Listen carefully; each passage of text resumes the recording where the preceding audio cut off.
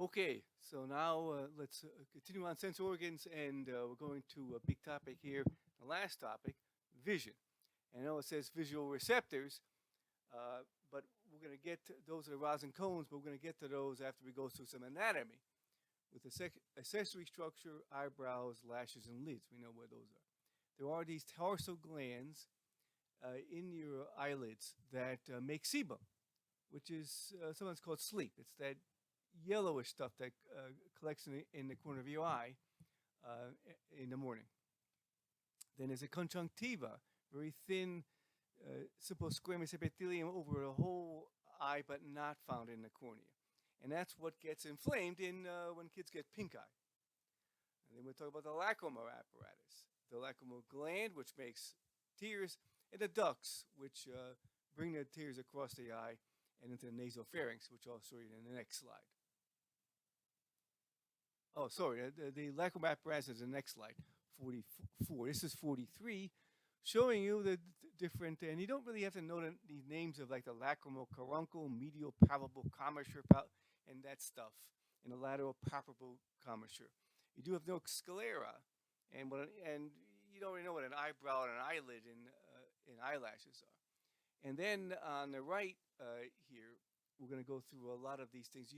You can need to know that there are um, uh, voluntary eye muscles, uh, but you don't need to know the names of them, right? And then you don't need to know the names of most of these things. Um, and but here, pupil, lens, iris, cornea, that's going to be a big part of it, and we're going to get to that. Okay, here's a lacrimal apparatus. One lacrimal fluid produced in the lacrimal gland, which is on the proximal side of the eye, deposits tears into the eye, and they get swept across whenever we blink, and they get collected in these lacrimal punctata, and they go through these lacrimal canals into a lacrimal sac, and it drains into our nasal cavity.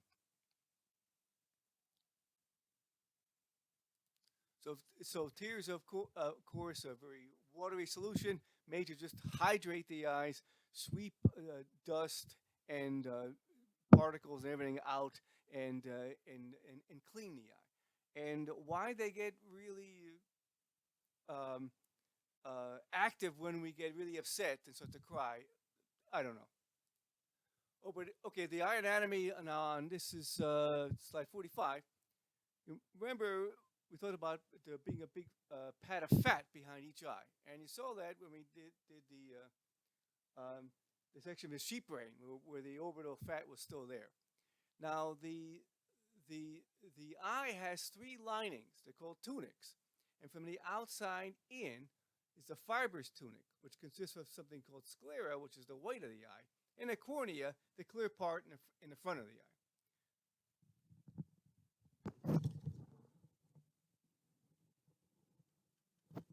Okay. So and then the vascular tunic, it's called vascular because that's where the blood vessels are. Fibrous is because it's really fibrous connective tissue. And a neural tunic where the retina and what's called a pigmented epithelium is located. Okay, then optical components. Cavities. We're going to look at cavities in chambers. There's a posterior cavity and an anterior cavity. And then in the anterior cavity, they have anterior chamber and posterior chamber of the anterior cavity. And there's fluid inside each one of these cavities. Vitreous humor is sort of like a jelly-like substance, and it's in the posterior cavity. Aqueous humor is produced in the posterior cavity chamber of the anterior cavity and flows through the pupil and is collected in the anterior chamber of the anterior cavity. And that flow of aqueous humor is continuous at all times. It's made and it's filtered back into the blood. And glaucoma is a blockage of the little vessels that drain it and cause pressure to build up and damage to your eye. And it's the most common cause of blindness. And of course, the lens is there, um, uh, which actually just divides the posterior cavity from the anterior cavity. and it is a focusing uh, thing, just like the cornea is.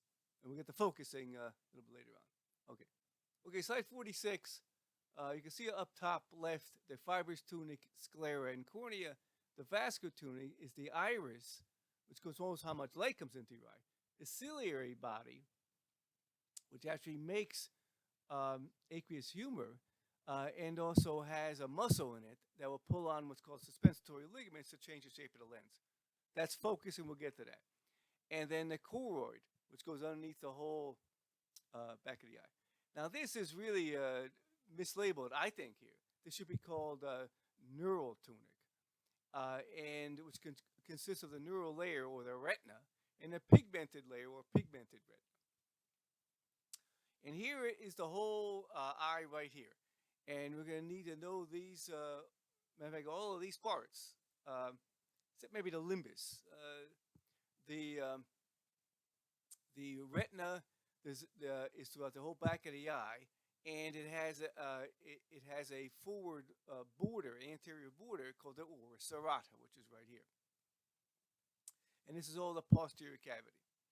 And the retina has two important spots in the back of it. One called the macula lutea, which is not labeled here, but the middle of that is called the fovea centralis, and it is the maximal area of maximal visual acuity.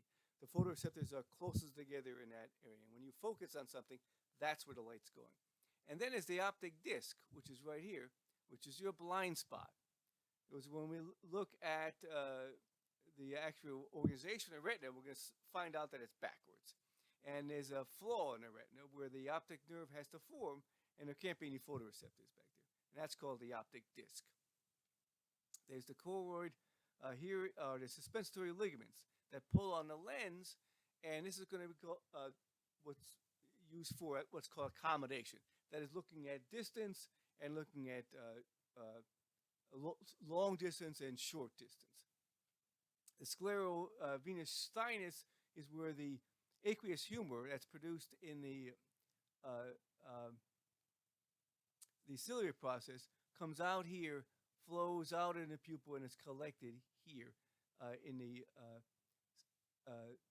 sclerovenous sinuses. Sometimes used to be called canals of Schlemm. Here's the iris, the cornea. This is the anterior chamber of the anterior cavity. And here's the cornea, and that's the other focusing element. It helps to focus light as well. And of course, the very outside, the fibrous tunic is the white of your eye, the sclera, and also the cornea is part of the fibrous tunic. Okay, so the neural components, the retina has the optic disc, which is the blind spot, the ora serrata, which is the anterior limitation of the retina, and we're going to get into the cells later on, the photoreceptors and other types of cells in the retina. The fovea centralis of the macula lutea. So the area in the back of the eye where it has the greatest visual acuity, and is almost all cones. We're going to look at the different way cones and rods work. They work in different ways, and the peripheral retina is mostly cones, but the macula lutea is mostly rods, and peripheral retina mostly cones in the macula lutea. And so the cones and rods are arranged differently in the retina. And remember, the blind spot and visual feeling. Visual feeling is, why don't we have this blind spot in our visual field? How come we don't see a black area in our field of view? It's because the brain visually fills it in for us. It makes assumptions as to what the world should look like, and it fills it in for you all by itself, so you don't have a black space in your visual field. But of course, you can find it by closing one eye, putting a dot on a paper, and moving the paper until you don't see the blot. Everybody's done that. Okay, the formation of image, we're going to get to that.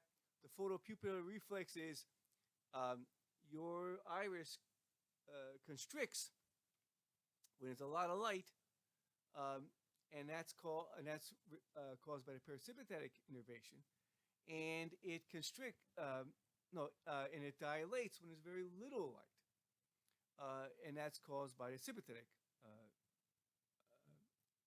autonomic the sympathetic division of the autonomic nervous system. Now, next slide, we're going to be looking more closely at the structure of the retina.